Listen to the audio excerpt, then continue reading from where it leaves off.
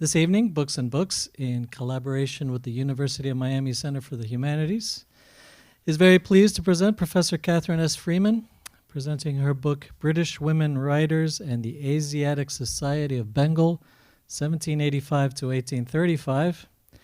And here to continue the announcements for us, please welcome to the podium our friend, the director of the Center for the Humanities, Professor Miyoko Suzuki. Hello, everybody. So I'm really pleased tonight, especially because we have my colleague in the English department, Kathy Freeman, presenting her book. But before we go to the main event, I just wanted to tell you something that's coming up that's of interest, of timely interest.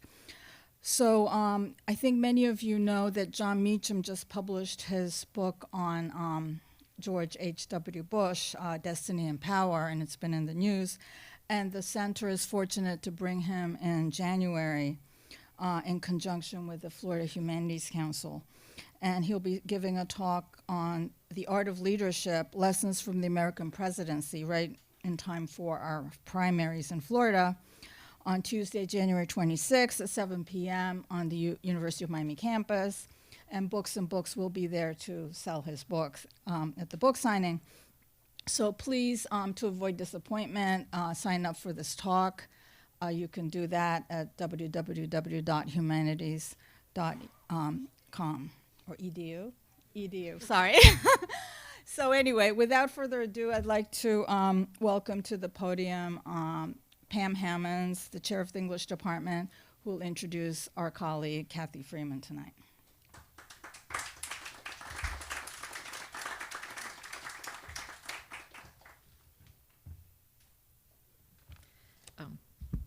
Hello, everybody, and welcome. I'm delighted to introduce my friend and colleague, Professor Kathy Freeman, an internationally recognized expert in British Romanticism, gender theories, and feminisms, who received her BA, MA, and PhD from Yale. Before I say a few words about the fascinating book Kathy will tell us about this evening, I'd like to give you some context for how it fits into her scholarly trajectory. Her current research builds upon the findings of her well-received first book, Blake's Nostos, Fragmentation and Non-Dualism in the Four Zoas, which was from SUNY Press, which remains an essential study of that complex work. In the near future, we can look forward to Kathy's Guide to the Cosmology of William Blake, as well as her monograph, The New Moon with the Old Moon in Her Arms, Phases of the Poetic Imagination in Coleridge, and her scholarly edition of Mariana Stark's play, The Sword of Peace. So Kathy has a lot going on. I'll be especially eager to celebrate with Kathy the upcoming publication of her Guide to the Cosmology of William Blake, a much-needed guide to his unique creative vision. The guide is a tour de force, virtuoso demonstration of Kathy's profound learning as a scholar, and highlights in particular her meticulous attention to Blake's brilliant work, her remarkable ability to follow his nonlinear fluid creative production, and her scholarly ingenuity in developing a guide that fully honors Blake's own resistance to authority and categorization. The volume represents many years of painstaking labor and is utterly befitting of Kathy's status as an established international expert on Blake. The book she'll discuss today, British Women Writers and the Asiatic Society of Bengal, 1785 to 1835, Reorienting Anglo-India, analyzes British translations of ancient Sanskrit texts along with male and female-authored canonical and non-canonical literary works, including poetry, novels, and plays. As it does so, it admirably insists upon a nuanced, historicized account of women's writing and helps to rethink the male-dominated romantic canon. Focusing on the contributions of Anglo-Indian works of women writers leads Kathy to reconsider the larger scope of Romanticism and Orientalism, such as long-standing assumptions about the coherence of Romanticism as a movement, notions of the aesthetic sublime, our understanding of the popular subgenre of the sentimental novel, and complex representations of miscegenation, race, and caste. British Women Writers in the Asiatic Society of Bengal is a deeply erudite study in which Kathy demonstrates a rare talent for attending carefully to minute textual details while simultaneously analyzing complex philosophical, religious, and ideological systems. I'm really looking forward to Kathy's talk tonight. Please join me in welcoming her.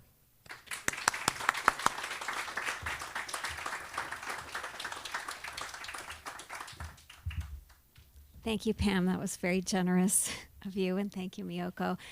Thanks to all of you for being here, friends and colleagues. And I know what a sacrifice it is to come out on a weeknight, and I appreciate it. Thanks to those of you who are watching this live stream. My sisters, I love all of you, and I wish you were here. And my nephew, Joe, some of you remember him when he was running around in pirate clothes about 18 years ago or so. He's now a freshly minted English teacher. I'm very proud, Joe. And most of all, my son, Jordan Paul Freeman, who is listening for probably a few minutes until I stop talking about him. I told him just to tune in, at least at the beginning. And he is the dedicatee of this book. And I just wanted to say that, Jory, I get it. I understand why at the age of 10 it's more important to hang out with your friend and watch a movie than hear your mom pontificate, which you've heard a lot of. I was telling some people before we started, he actually coached me today. He listened to me read this a few times and caught all my verbal tics, some of which I didn't even know I had. It is mortifying to be shown that. So thank you, Jory. And thanks to Books and Books, our wonderful center of learning and just a beautiful cultural experience, and so dear to my heart because I remember the olden days when Books and Books was around the corner and my mom did the calligraphy for the bookshelves, the labels on the bookshelves. So it's very special to me. And I thank the Humanities Center for inviting me to give this talk. One of the questions I was asked in preparing the talk was what aspect of my research was most surprising. I thought that was a great question because that's what really keeps us going as scholars, as academics, through the glacial progress of often of the work that we do. And glacial is not a word that probably we should use anymore because it's not as slow as it used to be, unfortunately. You catch my drift. There were a lot of surprises along the way, and those are the breadcrumbs that keep us going, and sometimes they're whole loaves of bread, and sometimes they're whole bakeries. And so I thought I would sprinkle some of those breadcrumbs through my talk tonight so that I could share from beginning to end. There were surprises, not the least of which was the cover art, which I would like to make sure I have time to talk about. I was told to keep my presentation down to 20 minutes so there's plenty of time for questions. So what I will probably do is make some asides to say that if you have questions about certain things that I may be eliding, to please feel free to ask. So my interest in pretty much all the work that I've done has had to do with these liminal periods in history, that the writers who get slip through the cracks of literary eras, established literary eras that has to do with the canon formation. And the late 18th into the 19th century has always been especially interesting to me for that reason.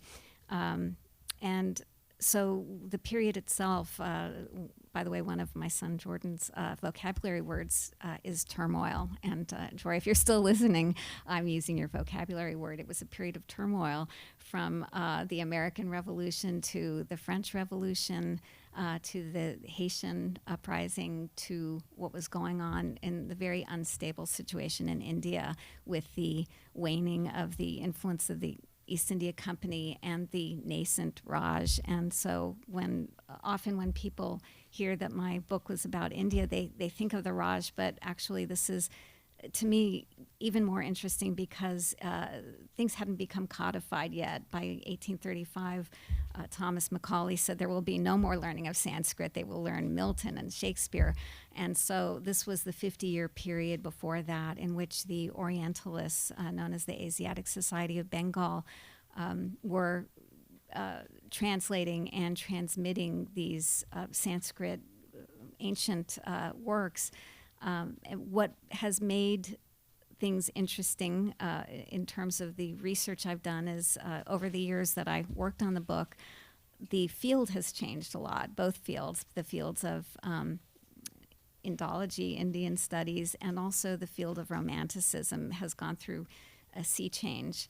And so we ourselves are kind of liminal at this point. I think maybe looking back 50 years from now, there may be some awareness of the end of the Romantic ideology and the beginnings of something new that hasn't completely crystallized yet, and so it's exciting. I try when I teach to make sure my students know that they are pioneers in this, and it's still very exciting. One example I'll give you, the first surprise, one of the first surprises was that one of the books I became interested in early on was called Hartley House, Calcutta by Anonymous. And in the time that I was working on it, Anonymous turned out to be, as Virginia Woolf predicted when she said Anon was a woman named Phoebe Gibbs. And she published it anonymously in the 18th century.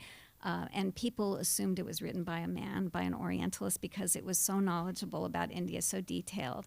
Or they thought it was written by the young 16-year-old woman who is the narrator. It's an epistolary novel, and she's writing letters to her friend Arabella in England. Her name is Sophia Goldborn, which is, we can translate as the wisdom of bearing the wealth from India to Britain. And so there's a sophistication in the writing that got lost when people assumed certain things about it. Another surprise that came my way, a gift really, was that one of my former students, Jessica Damien, who got her BA from got her master's at University of Colorado Boulder, and she arrived there fortuitously when they received the largest collection of women romantic poets' manuscripts, and she became the curator of that, one of the curators of that collection. And without my having asked or even thought to ask, she collected the Anglo-Indian poems and transcribed some of them and sent them to me. So that was a great boon. So I thank Jessica for having done that for me. So those were some early surprises along the way that intrigued me and encouraged me to go forward. In terms of the Orientalists themselves, the writings of the Asiatic Society, another surprise was finding out that one of them, Charles Wilkins, in 1785, he translated and transmitted the Bhagavad Gita into English, and that's become the most famous of the translations of the Asiatic Society. And I had read snippets of it, but I really wanted to be able to read the whole thing, and that would have, at that time, necessitated going to a place where the manuscript was housed, which I wasn't able to do. And so I went to Interlibrary Loan, and I said, let's ask for this. And they said, nobody's going to send this out. It's probably in a rare book library. Well, guess what? A couple of weeks later, they said, there's a package here for you. It was the 1785 original that was sent. And after I gingerly went through it, I said, please tell them not to ever send this out again. And and so it was an amazing experience reading that because one of my hunches on looking at the parts I had looked at and others of the Orientalist texts was that they were distorting those texts that they were translating, and there was a lot of ambivalence.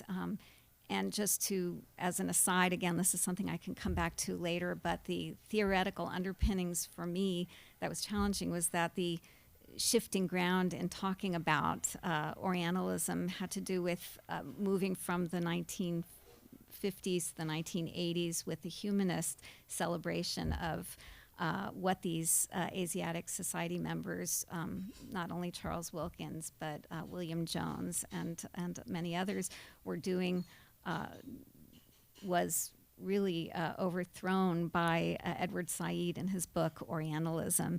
And when I talk about Orientalism, I'm talking about a very specific 50-year period. He is talking about something very general when he talks about Orientalism.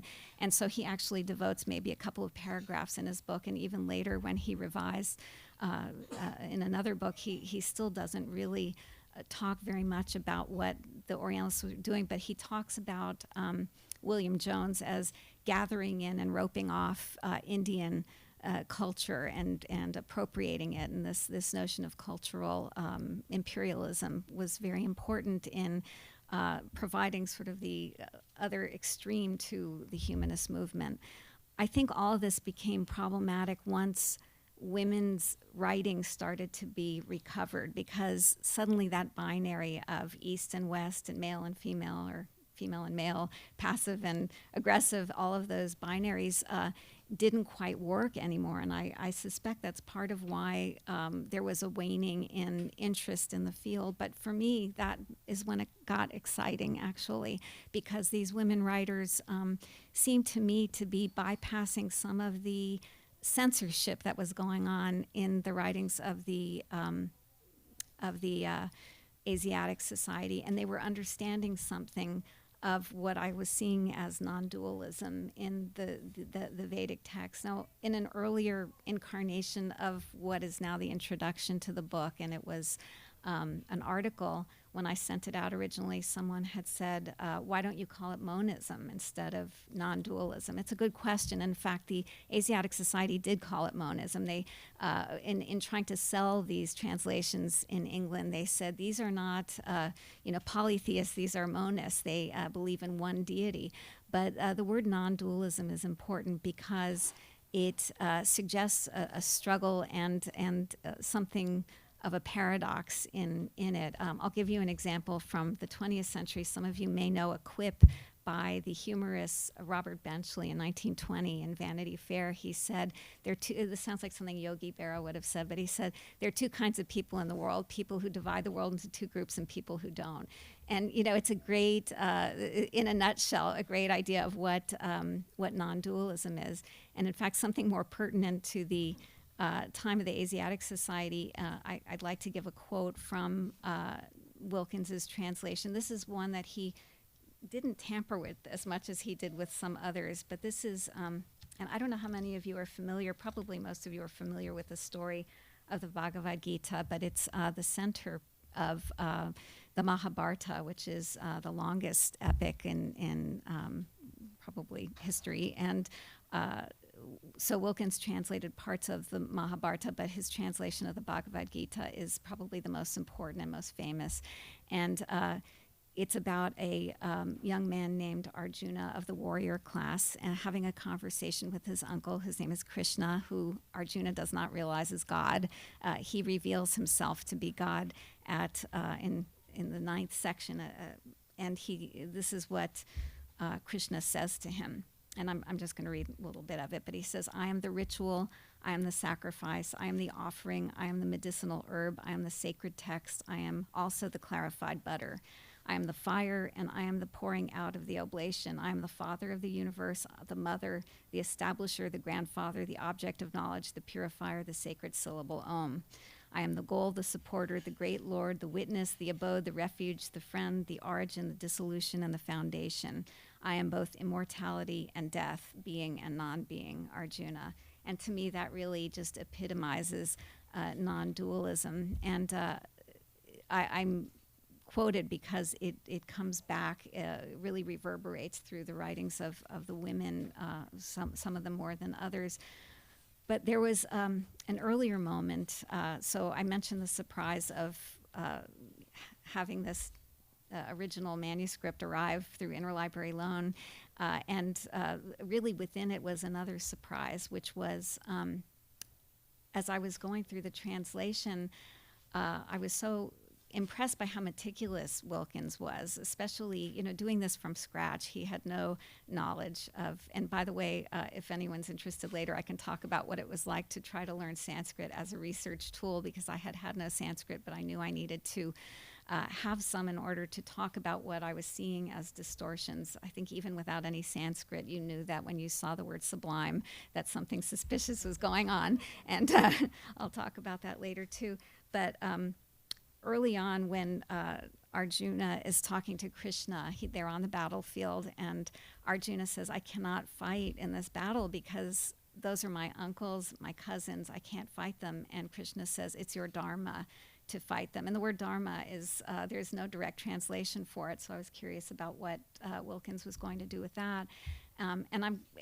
Anyway, at that moment, when Arjuna says, we will be cursed if we do this, Wilkins leaves a phrase untranslated, and it's the only place, I think, in the whole of his translation where he doesn't translate it. So I was curious about it, and some of you may have Sanskrit, and you may be able to understand what he's up to here, but I'll read it to you and then talk about it. So he writes, upon the loss of virtue, which is how he translates dharma, virtue, vice and impiety overwhelm the whole of a race. From the influence of impiety, that's how he translates loss of dharma, the females of a family grow vicious or full of vice. And from women that are become vicious are born the spurious brood called Varna Shankar. So Varna Shankar is the phrase that he doesn't translate. And when I read it, I thought these were a race of demons or something that were going to come after them. And that's not at all what it is. And I'll tell you in a minute. The Shankar, he says, provideth hell both for those which are slain and those which survive by the crimes of those who murder their own relations for cause of contamination and birth of Varna Shankar, the family virtue. So Varna Shankar means mixed caste. And that was an amazing thing to discover because at the time, some of you, again, may be familiar with this, but by the time the East India Company was waning in its power, it had already created what was considered to be a fifth caste, a mixed caste called the Anglo-Indian subcaste. These were East India Company men who were being pressured or encouraged to marry and convert Indian women, Hindu women, rather than marry Catholic Portuguese women who were, the Portuguese had been over there. And so my hunch was that Wilkins felt that this was the fulfillment of that prophecy, that they had done huge damage to this ancient civilization, this ancient society. And so that was interesting to me. I'd like to turn to the chat. So I have the first chapter on the Asiatic Society, and I talk also about some of William Jones's own hymns that he wrote to the Hindu deities, and I can mention some of that later if anyone has questions. But I wanted to go on now to the women writers and who are at the heart of the book. And the first chapter is about Elizabeth Hamilton's translations of the Letters of a Hindu Raja, which is a novel, and it's an epistolary novel. And I put her first because she had the most direct relationship to Orientalism. Her brother, Charles Hamilton, was an Orientalist, and he taught her Sanskrit, and he shared these texts with her. So one important quality of the novel is that it's a great satire of 18th century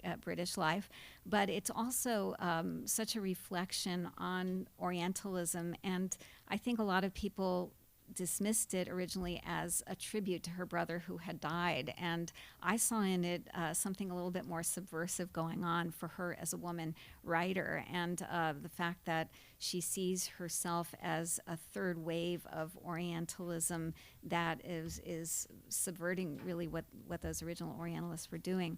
So what she does is absent herself from the novel. It's spoken by two men, actually three, the Raja, who is visiting England as invited by his friend Percy, who is an Orientalist like Hamilton's brother, and he has a sister named Charlotte Percy, and it's Charlotte at the center of the novel who is the least caricaturish. She has a lot of caricaturish women and men in the novel, but when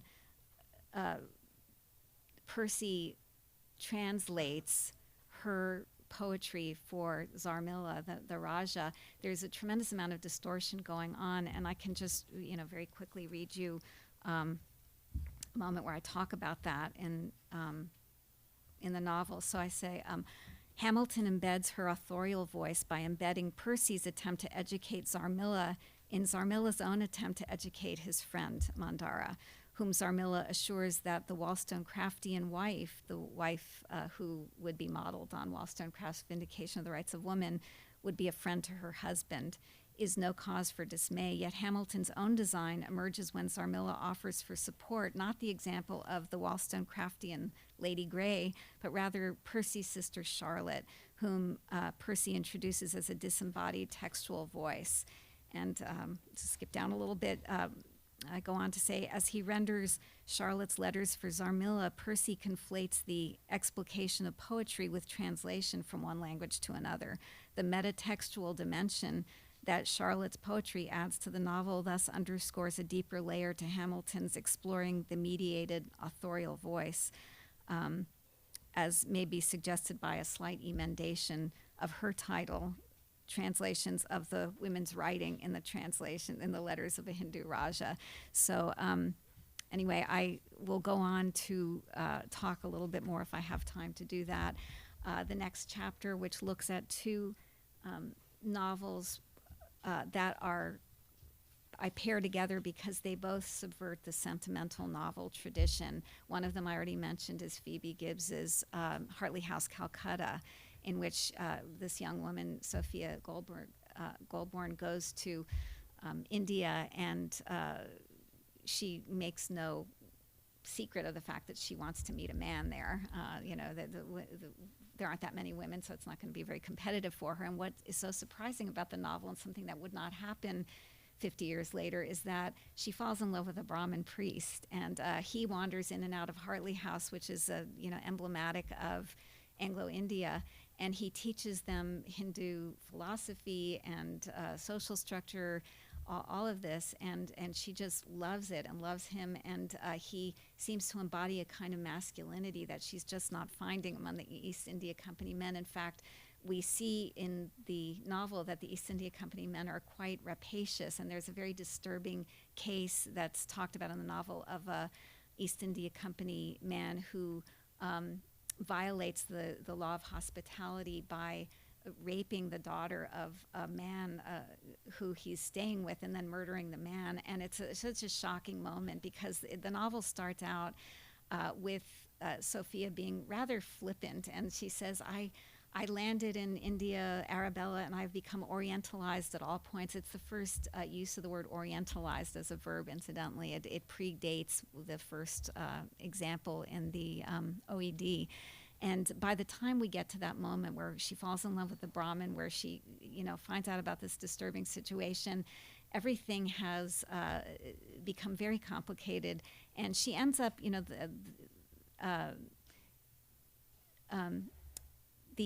she can't marry the Brahmin. I mean, it's one thing for her to fall in love with it, but she and it's one thing for East Indian men to marry Hindu women, but you can't have a British woman marrying a Hindu man. So Phoebe Gibbs kills him off. He dies of a disease, and she ends up marrying an East India Company man named Doyley, which is a very homey English name, but he seems to pale in comparison to that wonderful Brahmin, and so the novel ends with a marriage plot, but it's highly unsatisfactory, we assume, to her. And there's some other details which I could bring up, but I can save that for people who have questions about it.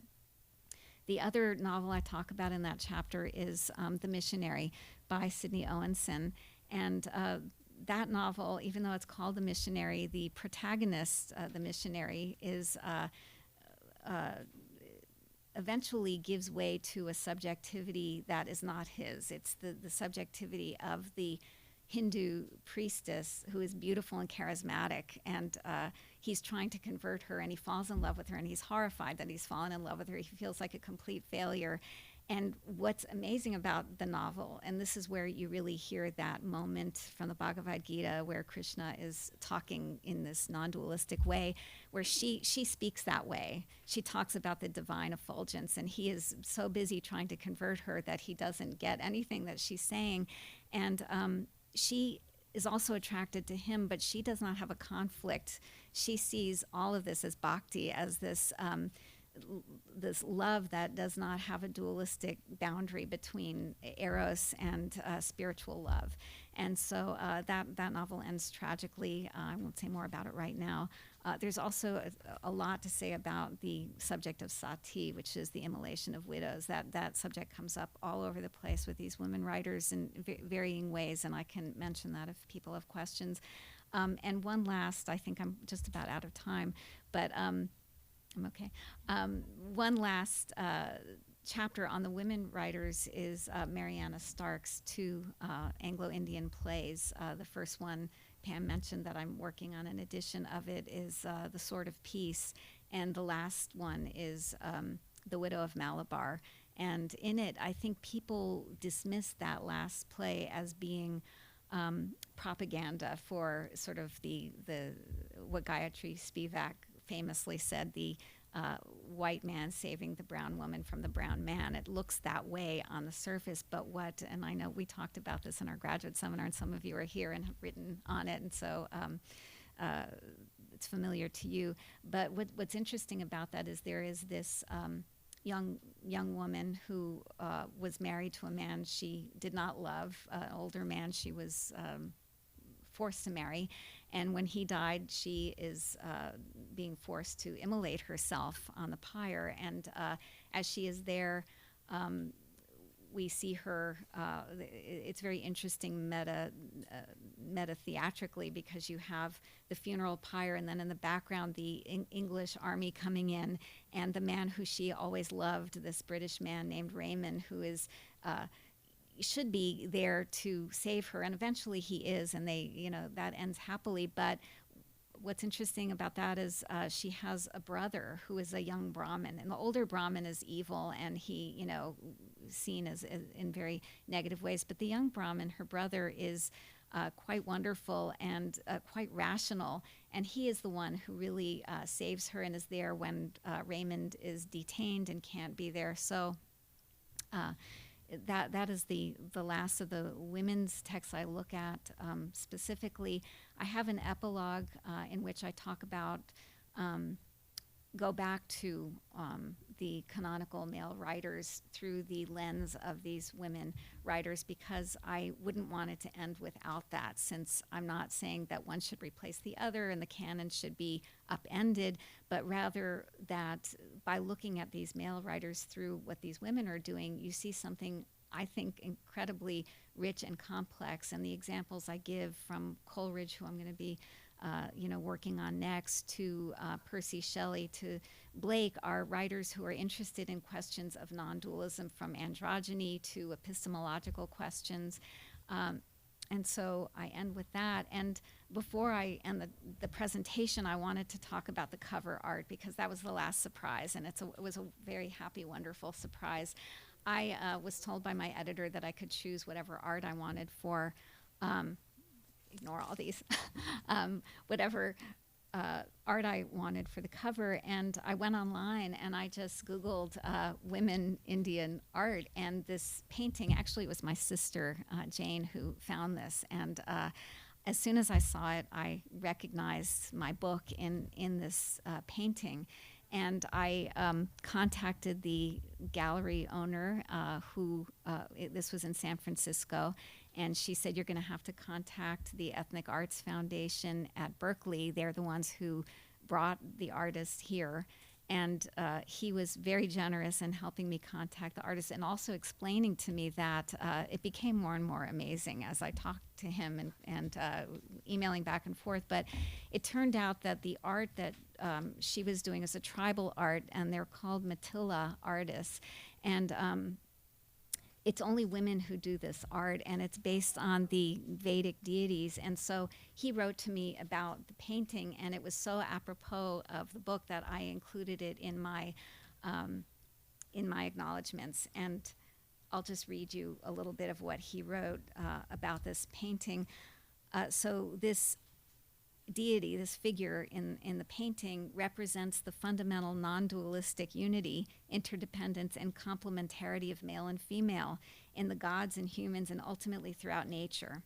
Here's her name, by the way, I forgot to mention her name before. Her name is Shalini Kumari, the artist. So here Shalini is using it to represent critically the problematic complementarity and interdependence of the Indian woman. She is both powerful and radiant, and he put Shakti in parenthesis, though into a dark and difficult world, yet she must also be submissive to the males in her life, represented as snakes that control her sexually, wrapped around the lower half of her body, socially and politically, many headed from above, and requiring offerings, the flowers. So I will end my presentation with that, and I thank you again for being here.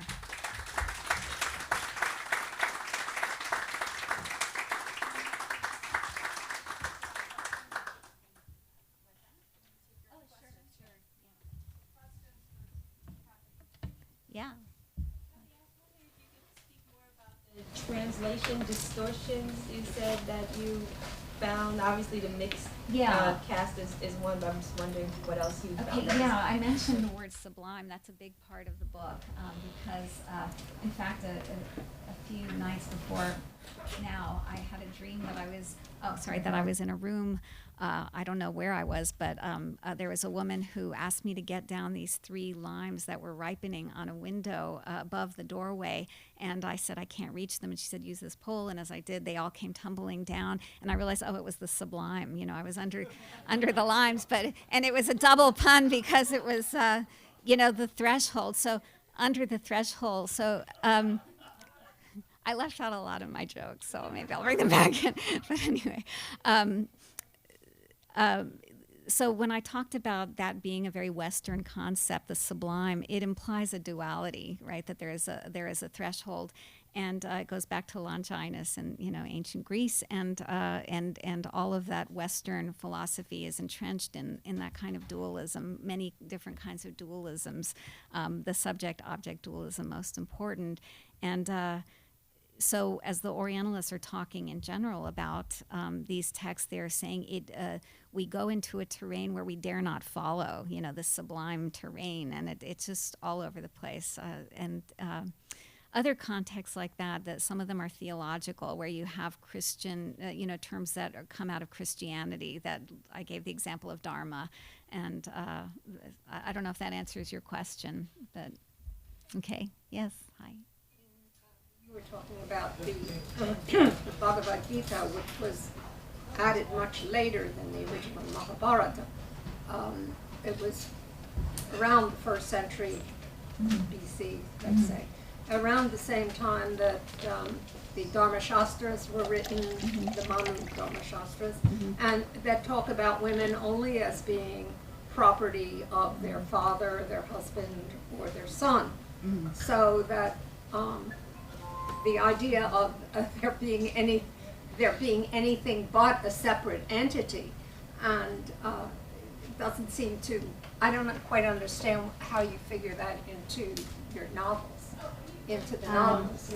Well, I guess to take it out of that, obviously you have a lot of background in Indology and the study of these Vedas, but what they knew wasn't necessarily as complex as what you may know and what Indologists have found out since. And early on, one of the questions that came up for me, which is maybe similar, I'm not sure, was about this question of non-dualism. In fact, if I might digress for a few minutes, my experience of learning Sanskrit was a really wonderful one, and I thank the College of Arts and Sciences for funding these trips I took to Columbia to work with someone named Edwin Bryant, who was just finishing his PhD and going off to Harvard to teach. He was a Krishnavite, I think was his background, and which he said was dualistic, and he argued with me a lot about this question of non-dualism, and so it kind of forced me to do a little bit more background. And what I discovered was that at the time they really didn't know too much about dualistic sects of Hinduism, and so it may be the same kind of thing. And for the women writers, the Asiatic Society, yes, yeah, that they were. The other thing that complicates it is that they're learning Sanskrit from Brahmins, and so how much are they getting that's being colored by that relationship? So, I mean, it's a really interesting question, though. Society also had Hindus. They had the Tagores were there. Yes, yeah. Thank So you. they had got a skewed Brahmin upper class, because not all Brahmins are upper class or pujaris. Many of them are just businessmen or whatever. So they got a very skewed, upper 1%. Yes. As their information. Absolutely. Yeah. Thank you. Did you look into anybody besides the novelist, somebody like Fanny Parks? I looked at. Wasn't that somebody you were working on, Carla? Yeah, that's interesting because I hadn't looked at her specifically, but I know Carla was writing a paper and considering working with her. But Yes, I mean that's funny because those are actually the ones maybe you could speak about them if you like. No, I'm not going to put you on the spot. But yeah, you worked on that, and yes, there are lots of other writers. I had to abridge this quite a lot. There are a lot of poets too, which I look at alongside the canonical male poets to balance that. Nexus between women artists. At the time, there were a lot of English artists that Yeah, came in. I think British, I should say. I didn't because it just the parameters of the study would have been outside of it. But I think that those of you who worked on, and I'm talking when I say those of you, I'm really talking to some of my graduate students who were in the seminar who worked on travel writers were talking about the art. And I know, I'm sorry, Carla, I keep talking about you, but you because you gave a really interesting presentation about the photography, the early photography, and various things like that. So, yeah. So, yeah. Yes, Tassie, hi. The women writers' response to Sati, Yes. because that seems like, I mean, presumably that there's some sort of anxiety being produced by that. Yeah, I mean, there's a pretty wide spectrum of responses to sati. I mean, mostly horror, and also there's a little bit of, I guess, gallows humor with it, where they would say, we have an equivalent of sati. It's just slower. It's a kind of a slow death in England, and various others. Sometimes they can be very flippant about it, other times decrying, this. And it was outlawed a little bit later in the 19th century, but it was, yeah. So, Joel? So I'm wondering if you could say something more about, it seems like you're exploring a moment where the British relationship to Indian philosophy and religion is somehow different from what comes later in the 19th century and into the 20th century. But I'm wondering what differences do you identify, and what kind of cautions do you introduce in the book about recovering it along the lines of a kind of humanist argument that you identified as belonging to an earlier critical moment? Yeah, thank you. That's an interesting question. I gave one example with Macaulay coming in and saying there will be no more learning of Sanskrit. So basically once... And by the way, there was a suppression of all of that learning that had taken place. Macaulay, this was his minute on education in India, and just the Raj, the British rule. I think that I also gave the example of Phoebe Gibbs having the Brahmin come in, and there are a lot of wonderful young Brahmins in these novels and plays who just represent sort of the fascination of India, and I think that's all gone by 1830s, and that's part of it. I don't know if that answers your question. Eliot, Yeah. and there's a very serious engagement with Indian philosophy and religion and those kind of writers. And I'm just trying to compare it mentally to the moment that you're recovering. I think it's maybe it all comes back to the non-dualism that gets lost. I mean, the binary of East and West, and the differences and that gets lost. Yeah. Yeah. Well. Reception, was it, was it pretty much addressed to women readers in England? Or, what kind of an audience was being addressed, and, how did the audience receive the works? So the works of the Orientalists or the works of the women writing? Thanks for asking that question, because that's something else I had to sort of elide as well.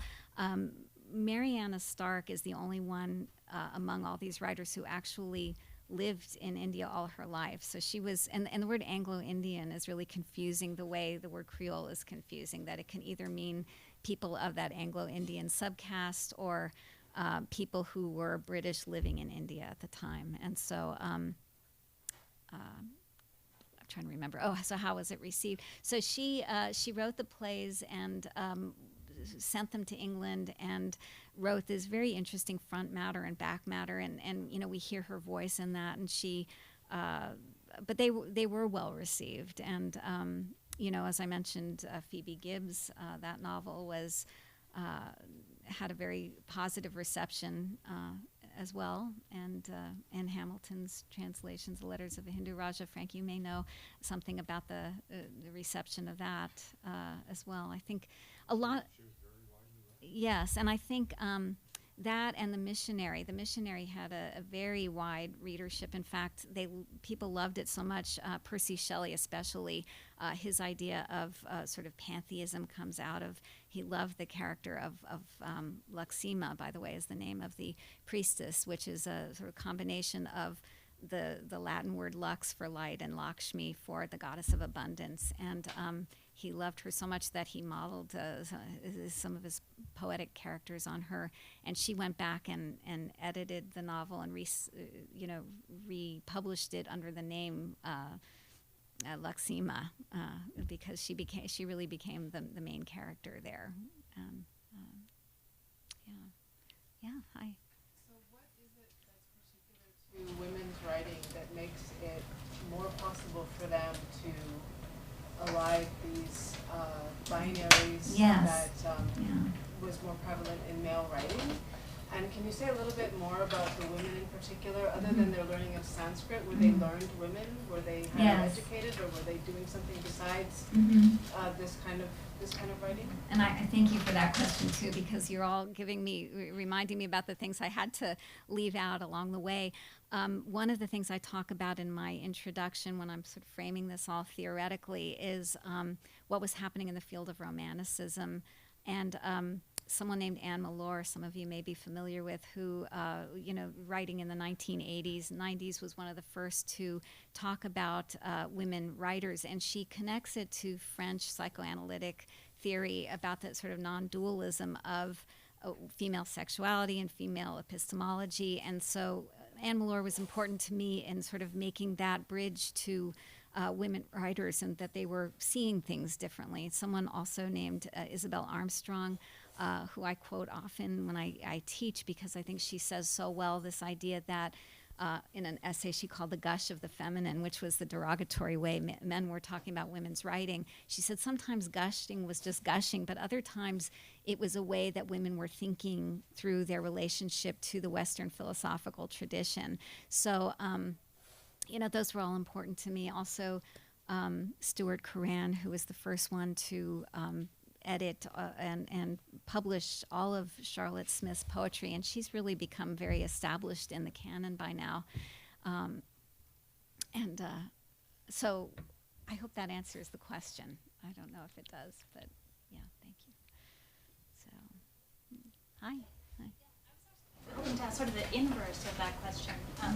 If you found for the women who are writing that you're looking at, if sort of encountering the non-dualisms that they're encountering in the materials they're reading, and sort of the world as they're finding it in Bengal, if that challenges any of the sort of gender dualism that they might be arriving in, or that their way of being a woman seems to change, sort of in response to that or in that situation? Yeah, I mean, maybe I gave the example of that in the subversion of the sentimental novel with the marriage. The marriage plot gets complicated and seems to be pretty distasteful by the end of it, and so I think in that sense, yes, the whole idea of sort of an idealized masculinity gets complicated when you see what this Brahmin, who is very gentle, and she, Gibbs has Sophia Goldborn say, he wouldn't even hurt a mosquito. He was so gentle, and she says that in praise of him as this great example of his masculinity, that there's a gentleness. So I think that's maybe one example where that binary gets changed. Yeah. Anything else? Bless you. Thank you. Thank you very much.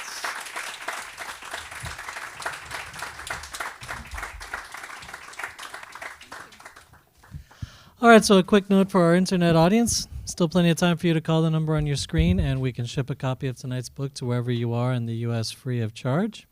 For those of you here in the house, we have the book for sale at the counter in the front room over there.